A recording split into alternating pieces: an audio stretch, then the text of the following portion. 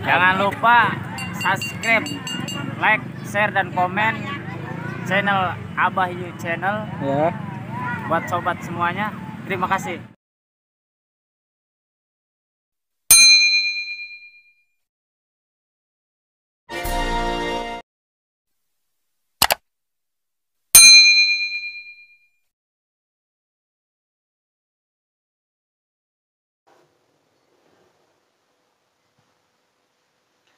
Assalamualaikum warahmatullahi wabarakatuh.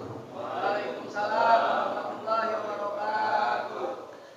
Alhamdulillahi rabbil alamin. Wassalatu wassalamu ala asrafil anbiya'i wal mursalin wa imamil muttaqin wa khatamin nabiyyin Sayyidina wa habibina wa syafi'ina wa maulana Muhammadin wa ala alihi wa ashabihi wa man tabi'ahum bi ihsanin ila yaumiddin. Faqala ta'ala fi ayatihil karim, a'udzu billahi minasy syaithanir rajim. Bismillahirrahmanirrahim. Wa'mur ahlaka bis-shalah. Wa qala Rasulullah sallallahu alaihi wasallam, ajilu bis-sholati qoblal faut wa azilu bitaubati qoblal maut. Shadaqallahul aliyul azim. Hadratal mukarramin, segenap hadirin kaum muslimin, para jamaah taklim dari berbagai masjid dan mushola, khususnya dari musola At-Thahiriyah, pengurus musola Al-Mukarram Bapak Ustadz Ahmad Asrori beserta jajaran, dan juga muratibil acara, para bapak, para pemuda, tokoh masyarakat, pengurus wilayah. Alhamdulillah hadir Bapak RT 01 RW 03 Bapak Haji Aris Munandar, yang mana mudah-mudahan kita semua kumpul hadir yang selalu mendapatkan rahmat dan maghfirah Allah Subhanahu wa taala. Alhamdulillah kembali nikmat menyertai kita malam taklim ini, hadir bersama untuk melanjutkan dari setiap pelajaran yang berkaitan dengan ibadah, yang mudah-mudahan atas nama ibadah kita semua yang diawali dengan ta'lim, mudah-mudahan semuanya diridhoi Allah Subhanahu wa taala. Salawat salam tetap tercurah terlimpah keharibaan junjungan kita Nabi Muhammad kepada keluarganya, para sahabatnya, pengikutnya, dan seluruh umatnya.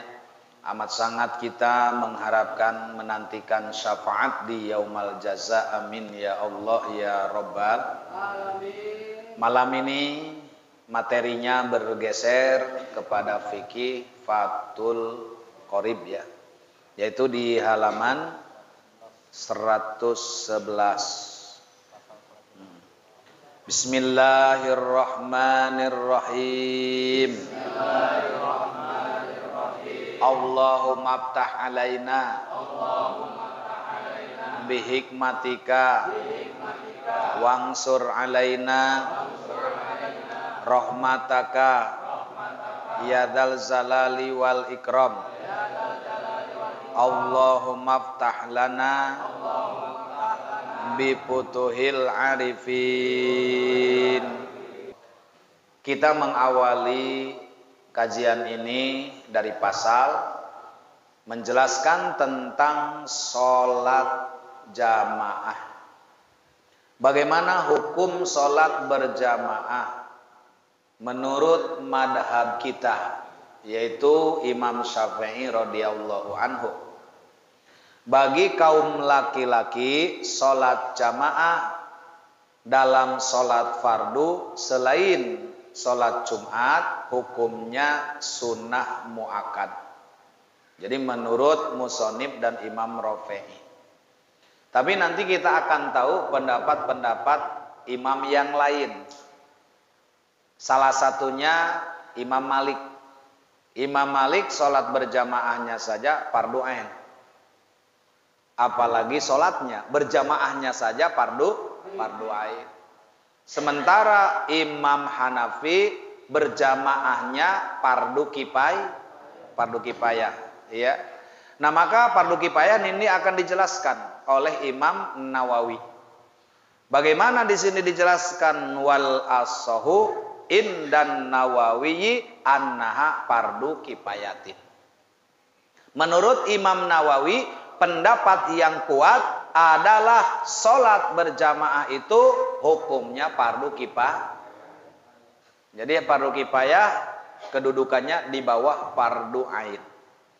Kalau fardu ain, siapapun umat Islam, dimanapun berada, wajib ketika sholat harus berjamaah. Kalau tidak, batal. Tapi kalau fardu kifayah, maksudnya tempat ibadah, masjid dan musola. Harus ada setiap waktu yang berjamaah, meskipun minimal 2 orang. Ada imam, ada Andai kata di suatu tempat ibadah, masjid dan musola, tidak ada yang berjamaah 1 waktu saja, maka dosa semuanya. Nah, itu namanya fardu kifayah. Coba bayangkan saudara-saudara masih melaksanakan sholat tapi masih ada ancaman dosa. Karena terkait hukum tadi. Ya, fardu kifayah sebagaimana orang salam menjawab salamnya fardu kifayah. Tidak semua yang hadir di majlis baca menjawab salam. Tapi hanya 2 orang. Ya, misalnya tadi Haji Adan masuk, Assalamualaikum, walaupun yang jawab beberapa orang, Waalaikumsalam, berarti sudah menggugurkan kewajiban orang yang hadir. Tapi kalau satu pun tidak ada yang menjawab, maka yang ada di majlis semuanya dosa. Nah, itu fardu kifayah. Sama seperti sholat jenazah.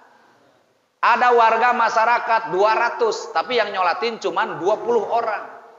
Yang tidak nyolatin tidak dosa karena sudah dihandle sama yang 20. Maka yang 20 menggugurkan fardu kifayah. Ya, jadi menurut Imam Nawawi yang lebih sahih bahwa pendapat ini lebih kuat mengatasnamakan fardu kifayah.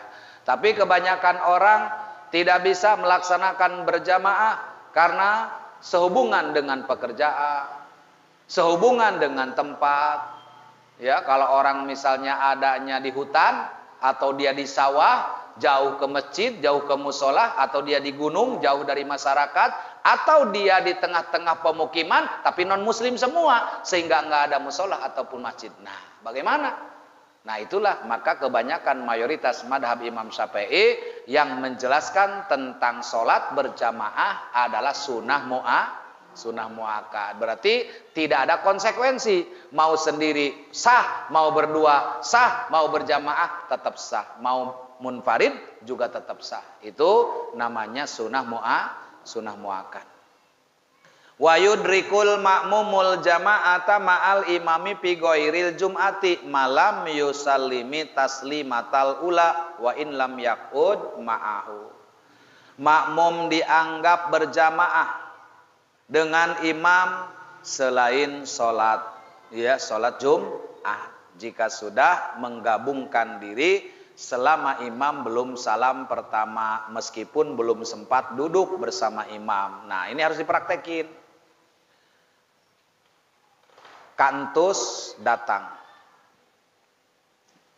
Sementara yang di musola semua dalam keadaan tahiyat akhir nih.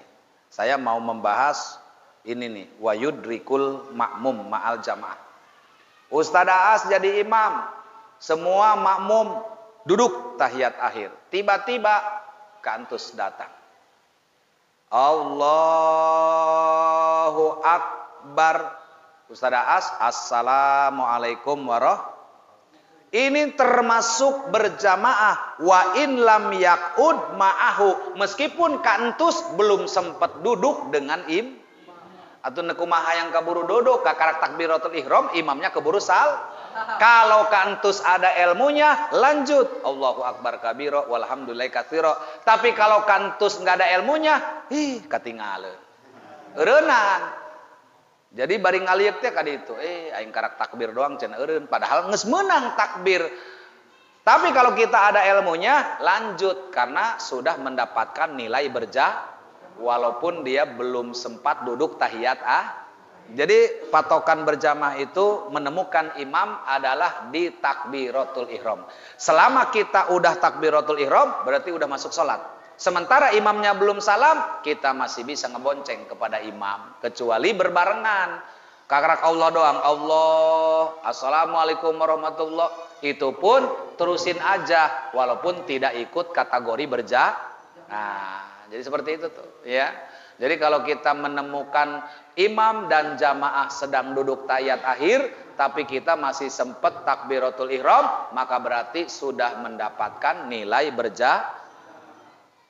Amal jama'atu fil jum'ati papardu ain. Sama, imam yang manapun, madhab yang manapun mengatakan berjamaah dalam sholat Jumat hukumnya fardu ain. Sebab kalau dihukumi fardu kifayah, 2an juga boleh sholat Jumat. 5 orang juga boleh. Apalagi kalau dihukumi sunnah muakkad, sendirian pun jadi. Weh, mana kapan dia sholat Jumat kok sorangan baik? Biasalah. Munfarid. Nah, nggak bisa. Yang namanya kita melaksanakan sholat Jumat, maka dimanapun, siapapun, kedudukan berjamaahnya sudah masuk fardu ain. Apalagi sholat Jumatnya, berjamaahnya saja fardu ain. Ya, kalau dohor kan 2 orang jadi, 1 orang jadi, di rumah jadi, tapi Jumatan nggak bisa selain di masjid. Ya. Di mana kita melaksanakan sholat Jumat? Nggak bisa. Jadi harus masjid yang di tengah-tengah penduduk baik kota maupun kampung.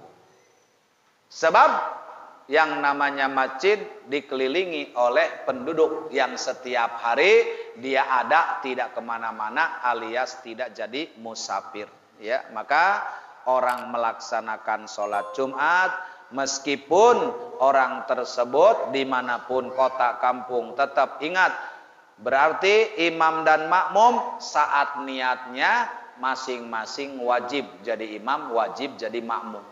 Tapi kalau sholat dohor, sholat asar, sholat 5 waktu, misalnya haji adan jadi imam, dia sunnah niat jadi imam, maka makmum tetap wajib niat jadi makmum.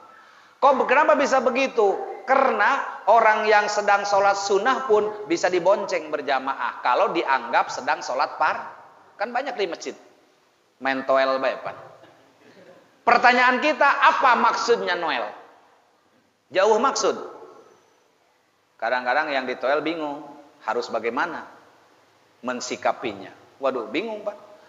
Orang noel itu kan kode, maksudnya ikut ngebonceng, maksudnya gitu. Padahal nggak usah toel ikut aja udah. Ya. Nah sehingga orang sedang sholat sunnah, tapi yang di belakang yang ngebonceng niatnya sholat fardu. Bagaimana? Atau boleh-boleh aja, sah-sah aja, nggak ada masalah. Makanya orang posisi niat jadi imam sunnah, tapi niat jadi makmum hukumnya wajib. Itu. Wala tahsulu bi aqalla min raqatin, dan sholat Jumat dinyatakan tidak berhasil, tidak sah kecuali paling tidak si makmum mendapatkan 1 rakaat bersama imam. Kapadil datang sholat Jumat kebelakangan, ternyata sholat Jumat sudah dilakukan dapat 1 kapadil ke karak takbiratul ihram untuk kedua rakaatnya nih. Allahu Akbar, imam salam, kapadil naik lagi 1 rakaat. Jangan enak-enakan ikut salam, ngeunah bae. Oh, orang-orang 2 rakaat bareng sama imam, ini mah 1 rakaat ngebonceng, main salam aja 1. Bagaimana kalau kapadil datang sedang salat Jumat duduk tahiyat Kalau tadi kan ketinggalan 1 rakaat, ini mah udah nggak ada rakaat karena imam dan makmum sedang tahiyat akhir. Datang kapadil, Allahu Akbar, ikut duduk. Imam salam, maka bukan 2 rakaat, tapi harus 4 rakaat, menyempurnakan sholat duhur. Begitu ilmunya, ya, itu. Makanya bagaimana ibadah harus dengan ilmu. Nah inilah tata cara. Kalau misalnya dia nggak tahu atau 2 rakaat baik udang, nah karena Jumat. begitu. Mana ada Jumat sendirian. Itu ya. Wa yajibu alal ma'mumi ayyan wiyal al-itsmama wal iktida'u bil imam wala yajibu ta'inuhu bal yakfil iktida' bil hadiri wa in lam yaribhu fa in ayyanahu wa akhta'a batalat salatuhu. Makmum wajib berniat menjadi makmum. Benar kan? Saya udah bahas awal tapi ternyata di sini juga diperkuat. Wa yajibu alal makmumi ayyan wiyal a'itsmam. Ya, makmum wajib berniat menjadi makmum. Kalau kapadil salat berjamaah tidak adaan makmuman, itu tidak sah karena hukumnya wajib. Kalau kita ingin mendapatkan pahala 27 derajat, berarti nyatakan adaan makmuman. Jadi adaan makmuman artinya memposisikan dirinya sebagai makmum. Wajib mengikuti gerakan tidak boleh ketinggalan, tidak boleh mendahului. Itu namanya makmum. Ya, tuh. Nah, jadi gimana? Niat mengikuti imam. Tidak harus menentukan siapa yang jadi imam diikuti. Tidak boleh, takut salah. Niat saya sholat asar 4 rakaat bermakmum kepada Kak Entus. Ternyata bukan. Begitu salam, jaya mah Aceh. Panduang Entus, emang kunaon tadi aing sholat niatna ngimam kana Entus. Wah, gitu mah balik deui teu sah. Seperti sholat jenazah, niat saya sholat jenazah Umar, ternyata yang mati Jaed. Salah deui bae. Makanya ulama hanya mengatakan ala hadhil janazah, enggak disebutkan namanya. Saya niat mensolati jenazah ini pokok nama. Iya, ini yang mana? Ya itu yang ngagojod. Gitu. Jadi nggak disebutin si A si B-nya. Sebab kalau disebutin takut salah. Sebagaimana kita niat jadi makmum. Jangan ditentukan bermakmumnya kepada siapa. Nggak usah. Takut salah. Gitu. Niat nama ngimam karena Kak Entus. Ternyata Kasturi. Salah kapan? Ya. Jadi nggak boleh seperti itu. Maka dia mah harus niat untuk jadi makmum saja. Siapapun imam yang diikuti. Cukup mengikuti imam yang ada. Makanya disebutnya imam. Adaan makmuman. Jika bermakmum menentukan imam khusus, ternyata keliru. Maka sholatnya aduh, cak Aceh. Balik di kepadil. Kok balik deui? Panaing malin Entus. Sedangkan tadi niatnya berjamaahnya makmumnya kepada Kak ternyata Kasturi. Maka tidak sah salat. Nah, diulang deui kan begitu ya. Capek lamun urang salat teu make ilmu. Eta doang jawara teh ya. Salat kata istrinya ikuti saja imam titik. Wow. Begitu imamnya loncat, ikut loncat. Imam takut sama makmum diwajib disuruh ngikutin. Pak kejar-kejar, pak udag-udag sampai lewat jendela. Sampai datang tanjakan. Imamnya udah nyerah, udah jawara, saya mah udah nyerah, mau diapain juga. Jawara ngomong, Pak Imam, ternyata sholat capek ya. Loh. Suka naing mandeg ngagebugan, cenah udag-udag horeng kitahan pamaji. Cek pamajikan tuturkeun betuman imam. Jadi pak udag-udag pak kejar-kejar ya. Jadi di sini kenapa kita wajib niat jadi makmum? Karena kita yang ingin mendapatkan pahala berjamaah, sedangkan imam tidak mengajak karena dalam keadaan posisi sholat. Itu ya. Bagaimana? Illa inin domats ilaihi isyaratun kakaulihi nawaitul iktida bizaidin hadza, dianggap ini Zaid. Pabana amron, bagaimana patasihu, kecuali jika dalam menentukan nama imam itu seperti pula dengan isyarat ini mah dalam niatnya. Misalnya dia berniat, aku niat sholat jadi makmum, bermakmumnya kepada Zaid ini, ternyata dia Umar, maka sholatnya tetap sah tapi pakai isyaratnya di dalam niat, tidak dengan tadi bahasa dinausolidnya ya. Nah, maka oleh karena itu manakala kita sholat memang ada ta'yin ya, ada ta'yid dan ada ta'arus. Maka di dalam sholat itu macam-macam yang harus kita pahami. Maka di dalam Al-Qur'an Allah berfirman, wa'mur ahlaka bis shalah, wa'mur lan marentah sirah ahlaka ing ahli-ahli sirah. Siapa ahli-ahli kita? Banyak. Istri, anak, adek, ponakan, abang, mamang, bibi. Wih, loba amat. Ari palalongo kabeh. Tapi kalau mereka itu sama-sama punya tanggung jawab, berarti kita tidak punya kewajiban. Karena mereka pada hakikatnya sama-sama punya kewajiban. Maka yang terpenting dalam ayat ahlaka, notabene-nya anak dan istri. Kalau paman kan boga akal jeung pikiran. Bibi sama, kakak sama, adek sama. Tiap orang yang berakal masing-masing punya kewajiban. Jadi masing-masing punya keluarga.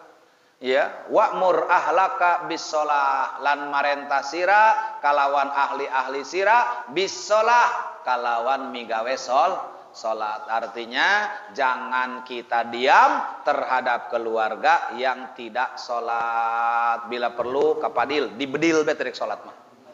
Itu. Kenapa? Karena ngapain panjang-panjang di alam dunia tidak salat? Cuman hanya menambah-nambah dosa. Apa omongan ini salah? Tidak. Kalau saya lihat, saya buka kitab yang namanya itu fikih. Nggak usah tinggi-tinggi lah, ya, nggak usah ibaratnya kitab yang bude, ala yang biasa saja, ya, kitab Kasifah, kemudian ada juga kitab-kitab Sarasitin, ada juga Riyadul Badiah, apalagi ini yang lebih komplit, Fathul Qorib, Fathul Mu'in. Ada juga Sulam Taufik. Nah, di dalam kitab Sulam Taufik ngerinya bagaimana?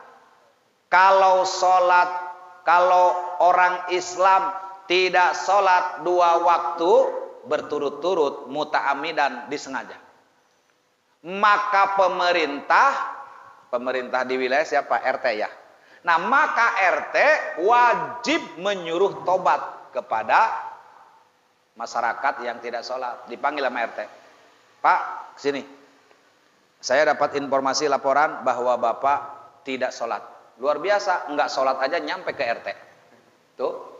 Terus Pak RT punya kewajiban datang kepada orang yang tidak sholat. Apa kata Pak RT? Pak, masih ada waktu Bapak untuk sholat. Kalau Bapak nih untuk ketiga waktunya, dohor, asar, maghrib, sengaja tidak sholat, maka RT berhak bikotli unukihi, membunuh orang yang tidak sholat. Itu di dalam kitab Sulam Taufik. Itu luar biasa. Apa itu bukan ibadah? Ibadah. Maihan jelema teu salat ibadah kace. Tapi lamun di Indonesia, waduh dihijikeun jeung sambo urusan aja. Iya. Kamu kasus apa? Pembunuhan. Beda kata RT. Saya mah membunuh juga orang yang enggak salat. Kalau ini dilakukan setiap hari, berapa ratus kepala kita dapat hulu. Tiap aya nu teu salat ancam. Salat dia maghrib ya. Tadi dohor salat enggak? Asar enggak? Maghrib satu lagi salat. Kalau tidak, awas koin, dipotong beheung dia. Nah, itu di dalam itu kewajiban, tapi itu adalah berdasarkan ideologi atau negara syariat agama yang berdampingan dengan kisos. Tapi kalau di kita mah lain. Bagaimana? Orang disuruh salat, diajak salat, jawabnya enak. Ngapain lu nyuruh-nyuruh gua sholat? Urus aja diri lu. Lu juga yang sholat belum tentu masuk surga. Ih tolol. Pihewaun. Lebih perang deh urusan aja. Ya kan? Nah, kita ini dalam fikih punya kewajiban untuk menyuruh tobat. Memang enggak ujug-ujug langsung membunuh, enggak. Diberi kesempatan seperti itu. Nah, artinya yang ingin saya sampaikan bukan masalah bunuh-membunuhnya, bukan masalah ibaratnya itunya, tapi yang jadi masalah betapa fardunya, wajibnya, harusnya mengerjakan apa patokannya? Madamat akluhu. Itu aja udah. Selagi akalnya masih ada. Kalau tidak ada akal, tidak ada kewajiban. Nah, inilah hadirin jamaah rahimakumullah, masih ada pembahasan yaitu tentang bagaimana sholat jamaah. Insya Allah akan dilanjutkan kembali pada malam-malam Kamis berikutnya. Mudah-mudahan semuanya kita diberi sehat panjang umur. Adanallahu wa iyyakum ajmain. Wassalamualaikum warahmatullahi wabarakatuh.